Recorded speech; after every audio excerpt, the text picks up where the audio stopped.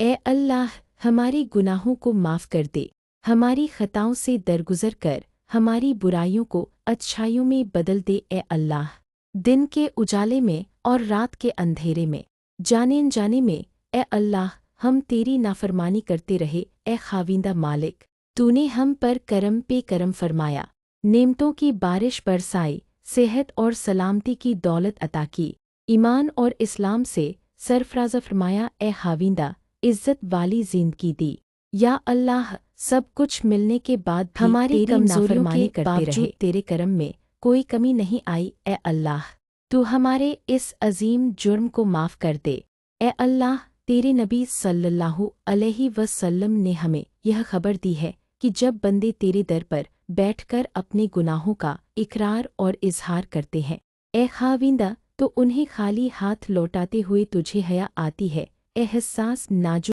ہمارے دامنوں کو ان اٹھے ہوئے ہاتھوں کی لاج رکھ لے۔